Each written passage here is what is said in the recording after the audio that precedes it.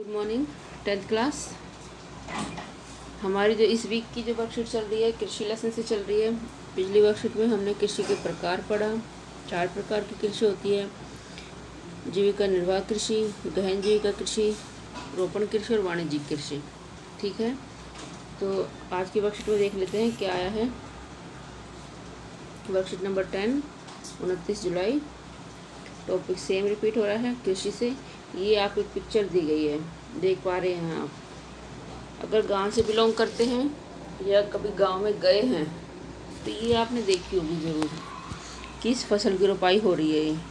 ये धान की रोपाई हो रही है, जिससे हमें चावल मिलता है।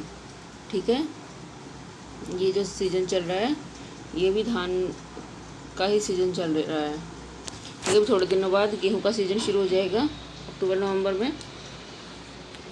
तो ये धान की रोपाई आप सबने शायद देखी होगी। देख लेते हैं क्या आया है वर्कशीट में। मिट्टी सबको पता है, जलवायु सबको पता है, और खेती करने के तरीकों में अंतर के कारण देश में अलग अलग क्षेत्रों में खाद्य और अखाद्य फसलें उगाई जाती हैं। अलग अलग जलवायु पाई जाती है हमारे देश में। जलवायु होती है जब किसी भी जगह कोई एक लंबे समय तक चलने वाली मौसमी दशाएं जलवायु कहलाती है। मिट्टी का पता है। और खेती करने के तरीकों में अंतर होता है। अलग अलग क्षेत्रों में अलग अलग तरह की फसल उगाई जाती है। खाद्य मतलब खाने वाली, अखाद्य मतलब ना खाई जाने वाली। तो वहाँ की जलवायु, वहाँ की मिट्टी और वहाँ के तौर तरीकों पर डिपेंड करता है कि वहाँ पर कौन सी फसल उगाई जाएगी और कौन सी नहीं उगाई जाएगी। भारत में उगाई जाने वाली मुख्य फसलों में गेहूँ, चावल, कपास, मक्का इत्यादि प्रमुख और बहुत सारी हैं। यहाँ पर हम सिर्फ 4 के बारे में पढ़ेंगे। आपकी बुक में और भी फसलों के बारे में दे रखा है। मेन इम्पोर्टेंट ये है, बाकी आप थोड़ा थोड़ा उनको भी देख सकते हैं। भारत की प्रमुख फसलों के संदर्भ में नीचे तालिका में जानकारी प्रदान की गई है। नाम, तापमान, फसल का प्रकार, मृदा, मिट्टी कौन सी चाहिए, बारिश कितनी चाहिए, जलवायु कैसे होनी चाहिए और क्षेत्र कौन कौन सा है।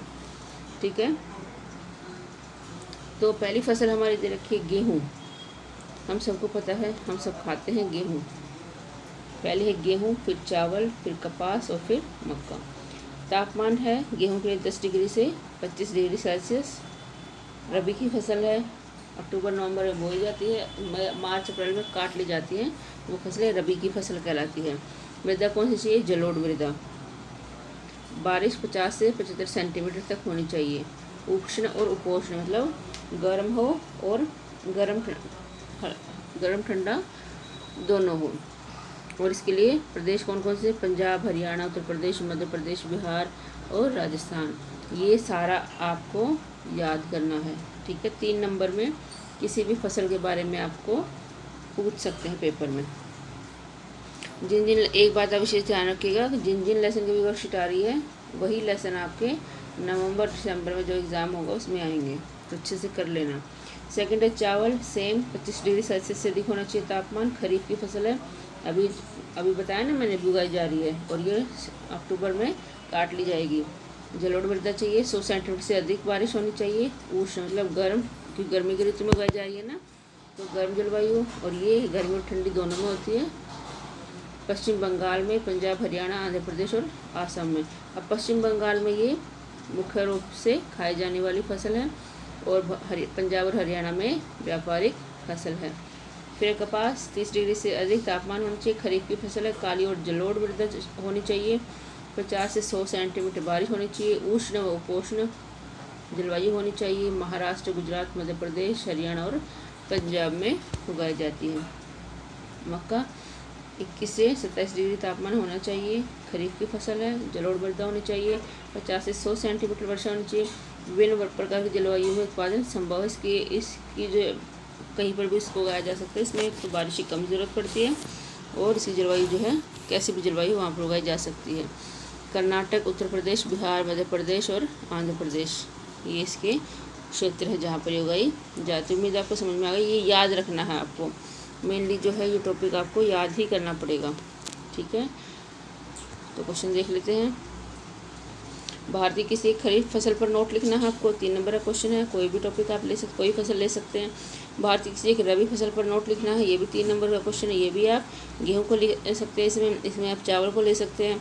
आज आपने भोजन में किस किस फसल का सेवन किया उनका नाम लिखना है, तो ये तो आपको ही लिखना है। ठीक है, आसान से क्वेश्चन है, बिल्कुल दे रखा है सब कुछ, इसी को आपको लिखना है। चलिए, आज की वर्कशीट में इतना ही है। बहुत महत्वपूर्ण टॉपिक है, मैप भी आता है इसमें से, और किसी एक फसल के बारे में आपसे पूछा जा सकता है। तो ये जो सारे पॉइंट हैं यही आपको याद रखने हैं। नियमित रूप से साबुन से अपने हाथों को धोना है, साबुन और पानी से, और मास्क पहन के रहना है। तो चलिए, घर पे रहिए, सुरक्षित रहिए। आज की वर्कशीट में इतना ही।